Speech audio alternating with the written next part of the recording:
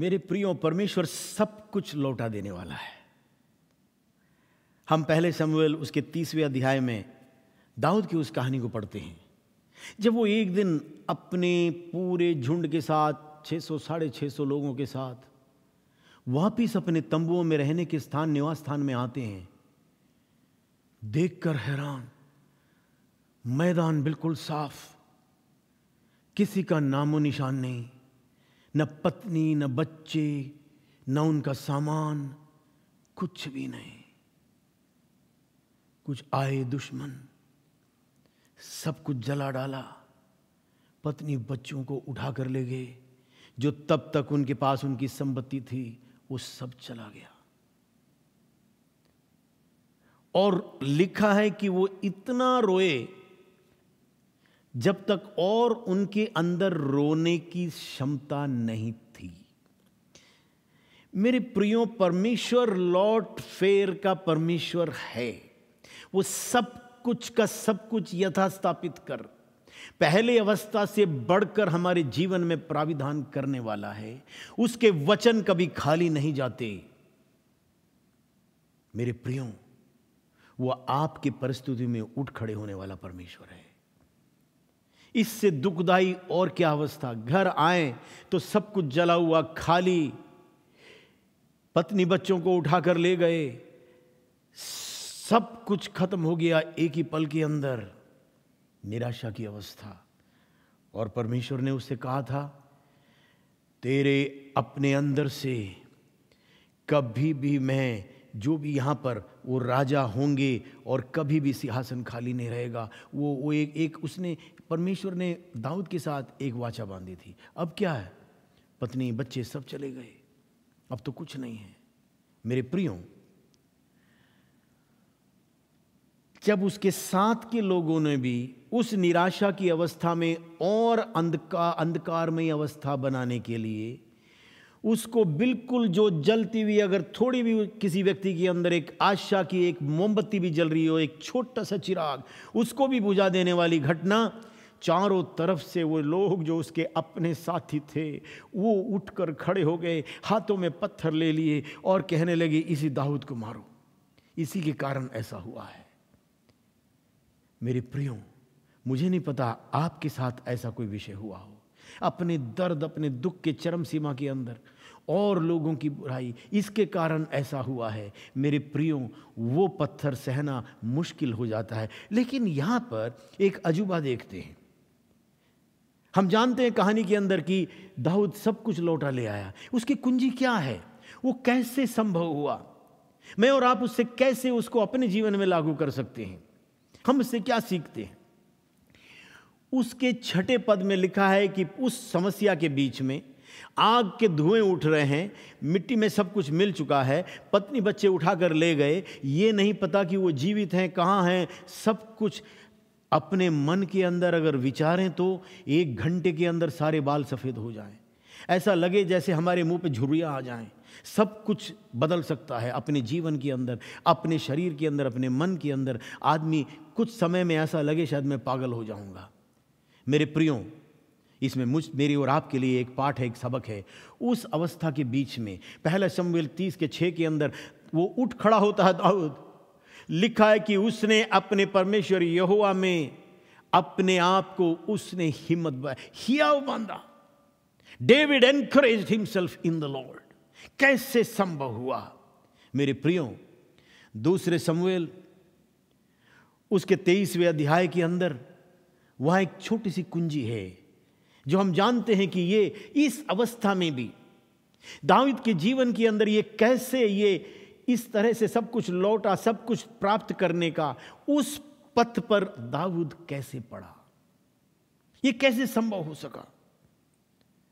उसके पहले पद में हम ऐसा पढ़ते हैं, दाऊद के अंतिम वचन ये हैं, यिशै के पुत्र की ये वाणी है, उस पुरुष की वाणी है जो ऊंचे पर खड़ा किया गया। ओ हो, इसमें स्पष्ट लिखा हुआ है कि जैसे पौलुस का अनुभव हुआ था स्वर्ग के दर्शन को पाने का, आत्मा में वहां होने का, दाऊद के जीवन में भी परमेश्वर ने एक ऐसा अवसर दिया कि उसने एक स्वर्ग के दर्शन को पाया।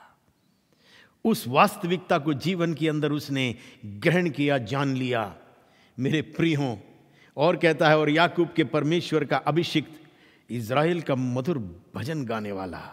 ओह, कहता है, यहोवा का आत्मा मुझ में होकर बोला और उसका वचन मेरे मुंह में आया। मेरे प्रियो, ये बोला हुआ वचन, दाऊद के जीवन की खासियत यह है, अपने दर्द के, दुख के, निराशा के समय में वीणा लिए हुए वो मधुर भजन अपने जीवन में वो एक आराधना की, स्तुति गान की, प्रशंसा की वातावरण को बनाए रखता, और उसके मुंह में परमेश्वर का वचन बोला हुआ। ओ मेरे प्रियो, जिसके कंठ में हो स्तुति, उसके मुंह में दोधारी तलवार। आप अपने परिस्थितियों को बदल सकते हैं, निराशा को आशा के अंदर, और सब कुछ खोए अवस्था के अंदर वो सब कुछ लौटा लाने की कुंजी है। हमें उसका धन्यवाद, उसकी प्रशंसा, उसकी स्तुति, उसके वचन और वायदे को परिस्थितियों के अनुसार मानविक मन के विचार के दायरे में नहीं, आत्मा के प्रकाशन के दायरे में चलें, आत्मा में उसके साथ जुड़े रहें। ओ विश्वास की ढाल एक द्वार के रूप में उन वाणियों के आगे उसको बंद कर दीजिए, और एक आराधना के मूड में, कहता है, जो ऊंचे पर खड़ा किया गया। मेरे प्रियों, वो स्वर्ग का दर्शन जहां मेरे और आपका सब कुछ है, वो आपके लिए उपलब्ध है, लेकिन उसकी कुंजी आपके जीवन के अंदर उस आराधना के, उस धन्यवाद के, उस स्तुति के, प्रशंसा के वातावरण में है। एक दिन यहोशाफात राजा दुखी होकर जब बिल्कुल पीड़ा में पड़ा था, परमेश्वर ने अपना भविष्यद्वक्ता भेजा, बोला, ये युद्ध तेरा नहीं है, युद्ध यहोवा का है। समझ में आ गया यहोशाफात राजा ने, उसने अपने तलवारबाजों को, तीरबाजों को, और उसने अपने आर्टिलरी को, जो घुड़सवारों को, उसको आगे नहीं रखा। विश्वास करना मुश्किल होता है। गाने बजाने वाले, स्तुति प्रशंसा वाले दुश्मन की सेना जब देखते होंगे, कहते हैं, ये कैसे लोग हैं, ये तो कोई सेना थोड़ी है, तो बैंड बाजे वाले आ रहे हैं। मेरे प्रियों, स्तुति प्रशंसा परमेश्वर की उपस्थिति को आकर्षित करता है। जिसके कंठ में हो स्तुति, उसके हाथों में दुधारी तलवार। पढ़ लीजिएगा भजन संहिता 149, उसके 6 और 7 और 8 जब आगे पढ़ते हैं, वहाँ पर ये कुंजी है, जिस रीति से दाऊद ने उस द्वार को खोला और वो सब कुछ लौटा ले आया। मेरे प्रियों, परमेश्वर आपके जीवन के अंदर सब कुछ लौटा देने वाला है। आप कुछ भी खोए हुए नहीं होंगे, पहले से अधिक पाए हुए होंगे। अय्यूब ने 10 बच्चों को, अपनी सारी संपत्ति को एक थोड़े से समय में खो दिया, और लंबे अरसे, शायद 9 महीने कहा, उसने उस पीड़ा के अंदर, दर्द के अंदर, अंधकार में अवस्था के अंदर, कोई किनारा उसे दिखाई नहीं देता। ओह, एकदम कुछ भी आश नहीं, ऐसी अवस्था के अंदर जो मित्र आए, जिस तरह से दाऊद के चारों तरफ पत्थर फेंकने के लिए तैयार हो गए, मेरे प्रियों, वो आकर जो खास थे वो भी उसके ऊपर दोषारोपण। लेकिन अय्यूब की लिखी पुस्तक उसके 42वें अध्याय में हम पढ़ते हैं कि परमेश्वर ने पहले से दुगना उसके जीवन में वापस कर दिया। परमेश्वर आपके जीवन के अंदर दुगनी आशीष का परमेश्वर है। यशाया 61 उसके 7वें पद में, तेरे नाम धराई के बदले में दुगनी आशीष। मेरे प्रियों, वो लौट फेर का परमेश्वर है। वो आज आपसे वायदा करता है, वो कभी भी उसके वायदे अधूरे नहीं। वो कहता है, धर्मी के संतान को दाऊद ने कहा, मैंने कभी भी त्यागा हुआ और टुकड़े मांगते नहीं देखा। वो कहता, जीवन के सुबह, अब जीवन की शाम, मैं जवान था, अब बूढ़ा हो गया हूं, लेकिन मैंने धर्मी के संतान को कभी टुकड़े मांगते नहीं देखा। परमेश्वर लौट फेर का परमेश्वर है। अगर आज आप सोचते हैं कि आपके बच्चे आपके हाथ से निकल रहे हैं, आपने उन्हें खो दिया, अब आशा नहीं है वापसी की, परमेश्वर वापसी का परमेश्वर है। उसकी दृष्टि आपके उन संतानों के ऊपर है, आपकी पीढ़ियों के ऊपर है। अगर उसने आपके साथ वाचा बांधा है, जैसे अब्राहम को उसने कहा, 400 वर्ष के बाद 4थी पीढ़ी में वो वापस आएंगे। परमेश्वर सब कुछ लौटा देने वाला है। उसके वचन कभी अधूरे नहीं हैं। वो सामर्थी परमेश्वर है, सब कुछ का रचने वाला परमेश्वर है। वो अनुग्रहकारी और दयालु है। मेरे प्रियो, उसके वचन आपके लिए सामर्थ्य है। वो सब कुछ पूरा करने वाला है। उड़ाऊ पुत्र के जीवन में क्या था? एक पिता का जो बच्चे के लिए होना चाहिए सब कुछ वो लेकर जा चुका है। जहां तक पुत्र का है उसने अपना संबंध, अपना रिश्ता समाप्त कर दिया। उसने कहा, हे पिता, जो मेरा है मुझे दे दे, मैं जा रहा हूं। कहां से? पिता के घर से। आज अगर आपके जीवन के साथ आगे अगर ऐसा कुछ है, आपने कोई निर्णय जीवन में लिया हो और वो उसका नतीजा सही ना हुआ, आपको गलती का एहसास हुआ, जानते हो उड़ाए पुत्र की कहानी में क्या हुआ? एक दिन जब वो सारी संपत्ति समाप्त हो गई, उसके सहारा देने के लिए कोई नहीं था, पैसा खत्म, मित्र भी खत्म, जब वो सारी शान खत्म, अब पहनने के कपड़े भी नहीं, खाने की रोटी भी नहीं, ऐसी अवस्था में बदबूदार, पापमय, तिरस्कृत, निंदित, अपने पहचान को खोए हुए, भटके हुए अवस्था में उसने बैठकर अपने पिता के घर को स्मरण किया। मेरे प्रिय सुनने वाले, अगर आज आप कहीं भटके हुए हो, अगर आप कहीं दूर निकल गए हों, आपको लगता है कि मैं बहुत दूर निकल गया, नहीं मेरे प्रियो, आप इतने दूर नहीं निकले कि परमेश्वर का हाथ छोटा हो गया हो। आप इतने दूर नहीं निकले हैं कि परमेश्वर का लौट फेर की सामर्थ खत्म हो गई।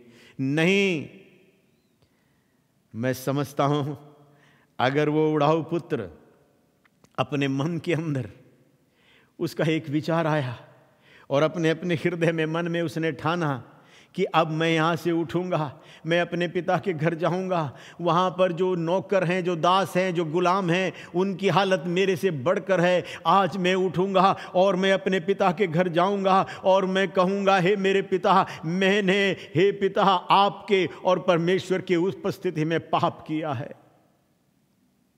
मेरे प्रियो, जिस पल उस उड़ाऊ पुत्र ने अपने जीवन के अंदर अपने प्राण और आत्मा को अलग कर अपने मन में आए विचारों को अपने आत्मा के भाग में उस प्रकाशन के रूप में अंदर लिया और उसने निर्णय लेकर जीवन के अंदर उसने एक कदम, एक चुनाव जीवन में रखा, जहां से निकल कर आया है, मैं उस शर्म का सामना करूंगा, मैं अपने पिता के आगे गिरूंगा, मैं कहूंगा मैं तेरा पुत्र कहने योग्य नहीं हूं, लेकिन एक सेवक की तरह मुझे रख ले। उसने अपने जीवन के अंदर एक निर्णय लिया, डिसीजन, देन ए चॉइस। उसने एक चुनाव लिया, पहला जाने का, अब आने का। परमेश्वर लौट फेर का परमेश्वर है, सब कुछ का लौटा देने वाला है। और जैसे ही उसने अपने आत्मा में, अपने मन में, अपने हृदय में ये निर्णय लिया कि मैं उठूंगा और जाऊंगा,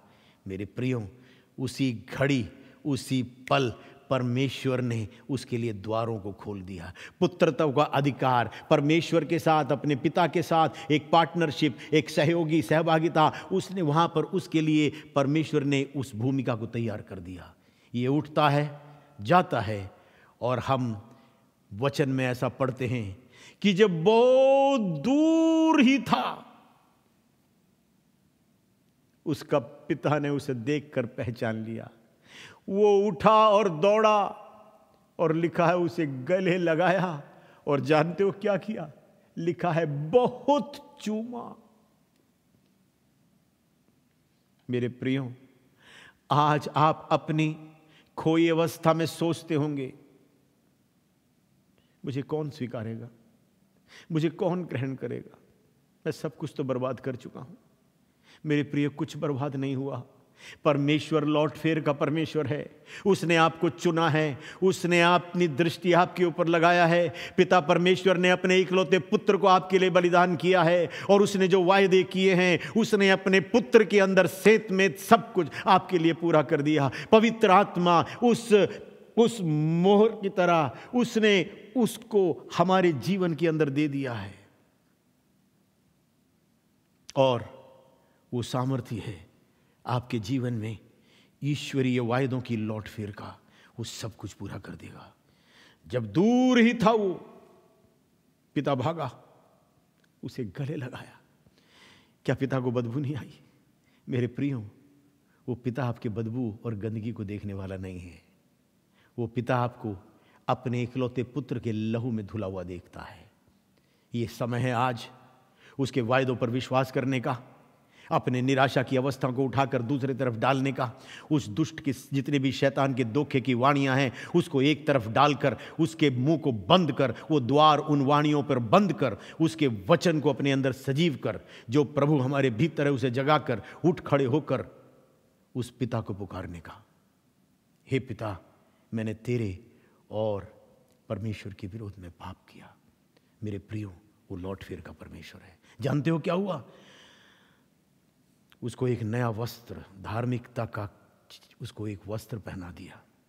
उसकी उंगलियों में अंगूठी, उसके साथ पिता के साथ अपने घर का एक सहभागी, एक पार्टनर, एक योग्य पुत्र की अवस्था। और जानते हो, बोला इसके पैरों में जूती पहनाओ। उन दिनों में जो गुलाम, जो दासत्व के दायरे में काम करते थे, उनको जूता नहीं दिया जाता था, क्योंकि ये कहीं निकल कर भाग ना जाएं। पिता ने कहा जूता, उसको फिर से उस अधिकार में वापस ले लिया। मेरे प्रियो, आपने कुछ नहीं खोया है। वो परमेश्वर सब कुछ का लौटा देने वाला है। इसमें कुछ कदम है। जब परमेश्वर दर्शन में हो कि हमसे बात करता है, हमें उस पे वचन पर विश्वास करना है। इस मन के दायरे से निकलकर प्रकाशन की आत्मा के दायरे में आना है। दाऊद लिखा है पहले शमूएल 30वें अध्याय में, वो सब कुछ लौटा ले आया। 8वें पद में हम पाते हैं दाऊद के विषय में, पहला शमूएल 30 के 8 में वो पूछता है परमेश्वर से, क्या परमेश्वर मैं उनके पीछे जाऊं? क्या मैं उन्हें पकड़ लूंगा? परमेश्वर कहता है जा, तू उनके ऊपर विजयी होगा। केवल वो ही नहीं, तू सब कुछ लौटा ले आएगा। और वो भविष्यवाणी वहाँ पूरी होती है। 19वें पद में दाऊद के जीवन में लिखा हुआ है, उसके बारे में उस वचन में लिखा हुआ है, पहला शमूएल 30 के 19 में, वो सबका सब कुछ लौटा ले आया। वाह! परमेश्वर सबका सब कुछ का लौटा देने वाला परमेश्वर है, और वो पहले से अधिक होगा। अय्यूब ने दुगना पाया। अब्राहम के वंश उस आकाश के तारागणों के समान, उस रेत के किनकों के समान, जो कोई गिन नहीं सकता। परमेश्वर अपने वचन के ऊपर पूरा होने के लिए वो जागृत है। मेरे प्रियो, अय्यूब को दुगना सब कुछ उसने यथास्थापित कर दिया। जो लोग उससे भटके थे, वो संगति वापस, उसके रिश्तेदार उससे आए और उसके फिर से वही आदर, वो सब कुछ वो लौटा ले आया। मेरे प्रियो, परीक्षा की घड़ी एक रात की, परीक्षा की घड़ी पल पर की, लेकिन हम इन सारे जीवनों से इतनी एक बड़ी सीख को प्राप्त करते हैं कि किस तरह से समस्याओं के बीच में या निराशा के बीच में हम किस रीति से दृढ़ बने रह सकते हैं, और अपने उस वायदों की पूर्ति को जीवन में किस रीति से हम प्राप्त कर सकते हैं। मेरे प्रियो, इन दिनों में उसके वायदे पर संपूर्ण हृदय से, आत्मा से विश्वास करें और बाकी वाणियों को बंद करें। उसके धन्यवाद की अवस्था, उसके फाटकों में आप प्रवेश करते हैं धन्यवाद के साथ, उसके आंगनों में स्तुति और उसकी आराधना, स्तुति, प्रशंसा, आराधना, कंठ से निकलने वाली स्तुति, दुधारी तलवार बोला हुआ वचन आपके जीवन में प्रदान करेगा। अपने जीवन में, अपने घर में उसके धन्यवाद की, उसके वचन के ऊपर जो आपकी दृढ़ता है, जो वायदे उसने किए हैं, उसको थाम लीजिए। मेरे प्रियो, सब कुछ टल जाएगा, परमेश्वर और उसका वचन अटल है। आज परमेश्वर अपनी वाणी के द्वारा आपको फिर से यथास्थापित कर, आपको अत्यधिक आशीषित कर, वो सब कुछ लौटा देना चाहता है। मेरे प्रियो, परमेश्वर विश्वास योग्य है। एक पल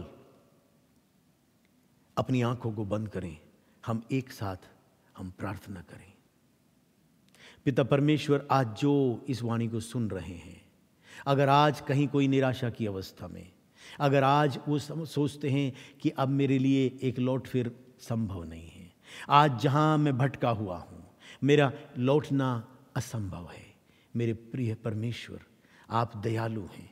उस उड़ाऊ पुत्र का पिता ने जाकर उसी हालत में उसे स्वीकारा, उसको यथास्थापित किया, उसके जीवन में एक लौट फेर। हे प्रभु यीशु, जब आप हमारे लिए बलिदान हुए, आप मर गए, सब निराश हो गए, लेकिन आप जी उठे। जी उठने के बाद मेरे प्रिय परमेश्वर, स्वर्गदूतों ने अपने शिष्यों से कहा, निराश मत हो, जैसे प्रभु गए हैं ऐसे एक दिन आएंगे। मेरे प्रिय प्रभु, आज जो निराशा में है या कोई ऐसी अवस्था में है जो अपने वायदे की बाट जोते जोते थक गए हों, आज आपकी आशीष उनके ऊपर आए। मेरे प्रियों, परमेश्वर अपने प्रियों के लिए आपने अपने प्राणों को दिए। आपके दिए हुए अधिकार में प्रभु इस प्रार्थना में मैं इन्हें आशीषित करता हूँ और एक ऐसा नया बल, एक नई सामर्थ्य इनके जीवन में आए। अगर कोई अस्वस्थ है, प्रभु उस निराशा में से हटकर आपके वायदों को थामकर उसमें चंगाई और छुटकारा वो प्राप्त करने पाएँ। मेरे परमेश्वर, आपने इनको आशीषित किया, इसके लिए धन्यवाद। महिमा आदर आपको देते हैं, यीशु के नाम से मांगते हैं, ऐसा ही हो, आमेन। मेरे प्रियों, जरा सा भी जीवन में संदेह नहीं, जरा सी निराशा नहीं। परमेश्वर सब कुछ लौटा देने वाला प्रभु है। वो आपके जीवन को फिर से संपन्न करता है, पहले से अधिक अनुग्रहित आपको आशीषित करने वाला है। आपके नाम धराई के बदले में दुगनी आशीष, सब कुछ का पूरा करने वाला, सब कुछ का लौटा देने वाला परमेश्वर आपको आशीष दे।